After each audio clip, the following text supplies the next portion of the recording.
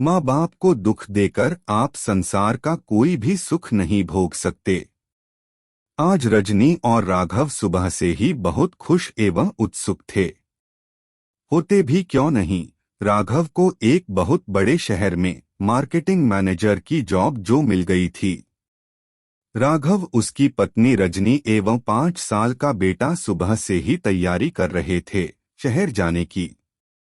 गांव के पास वाले स्टेशन से ही उनकी गाड़ी शाम को शहर जानी थी।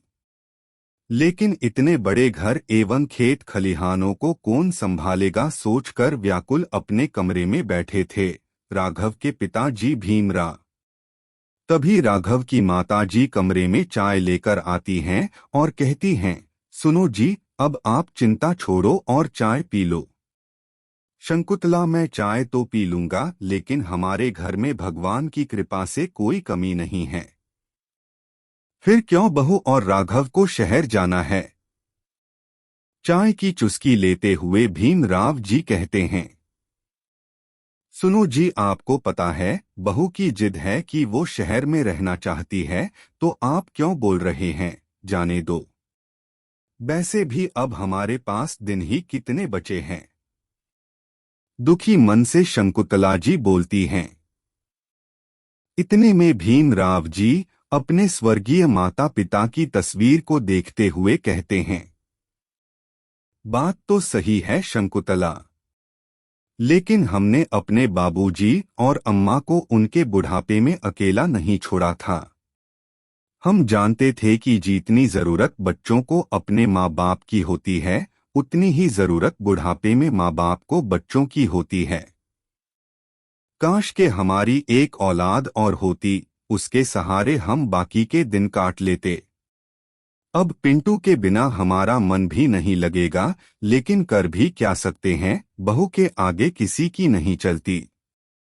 अपना सर पकड़ती हुई शंकुतला बोली। वहीं भीमराव जी के कमरे के बाहर ये सारी बातें रजनी चुपके से सुन लेती है। मुझे पता था ये लोग हमें शहर नहीं जाने देंगे, चिल्लाते हुए रजनी अपने कमरे में आई। ये बात सुनकर राघव ने कहा, अरे क्या हुआ, क्यों चिल्ला रही हो? मैंने तुम्हारे अम्मा बाबूजी की बातें सुनी है, वह तुम्हें रोकेंगे शहर जाने से, लेकिन तुम उनकी एक मत सुनना। आखिर इस गांव में रखा ही क्या है? रजनी गुस्से में बोली। बाबूजी तो ये तक कह रहे थे कि काश उनकी एक और औलाद होती।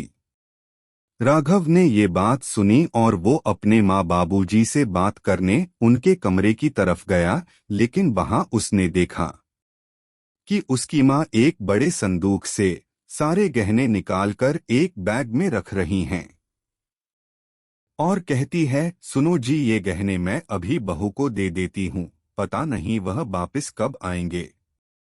ये सुनकर भीमराव जी बोले, हाँ भाई, ऐसा करो, घर और जमीन के भी सारे कागज बहू के हवाले कर दो, पता नहीं उनके जाने के बाद हम संभाल भी पाए या नहीं। और जो बैंक में पैसे हैं, उन पैसों को भी हम निकालकर पिंटू के नाम करवा देंगे 1-2 दिन में। हमें जो पेंशन मिलती है उसी से गुजारा हो जाएगा। बस अकेलापन परेशान करेगा, लेकिन क्या कर सकते हैं, बेटा यदि छोटा होता तो समझा देते, लेकिन अब वो बड़ा हो गया है। काश बच्चे भी माँ बाप से उतना ही प्यार करते जितना माँ बाप अपनी औलाद को करते हैं। दुखी मन से भीमराव जी बोले। इतने में राघव की माँ रोने लगी और अपने पति के गले लग गई। ये देखकर राघव का मन पसीज गया और वो वापस अपने कमरे में चला जाता है और अपने बेटे पिंटू से कहता है कि पिंटू, तुम्हें किसके साथ रहना है, हमारे साथ या फिर दादाजी के साथ? पिंटू बोला, मुझे तो दादाजी के साथ रहना है।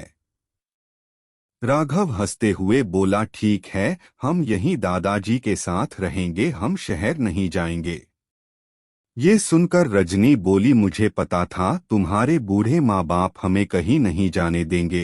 रोते हुए रजनी बोली, रजनी, वह मेरे माँ बाप है, तुम उनके बारे में तमीज से बात करो, और अगर जाना है तो तुम जाओ, मैं अपने माँ बाबूजी को नहीं छोड़ सकता।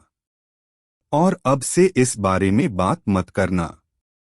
राघव रजनी को समझाते हुए बोला।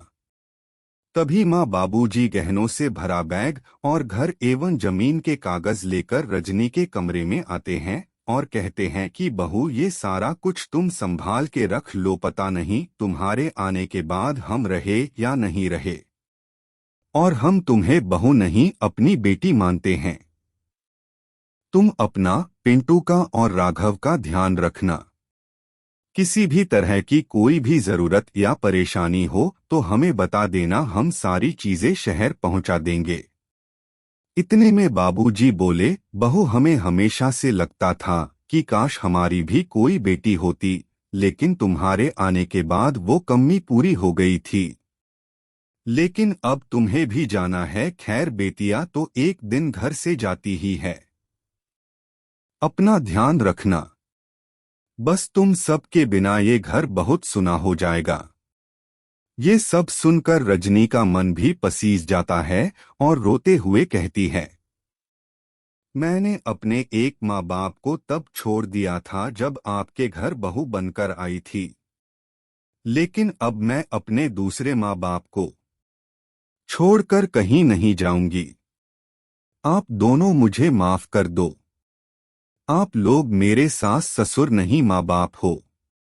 और शंकुतला जी ने भी बहू को गले लगाया और भीमराव जी ने आशीर्वाद दिया और सारे प्रसन्न होकर गांव में ही रहने लगे। माँ बाप को दुख देकर आप संसार का कोई भी सुख नहीं भोग सकते।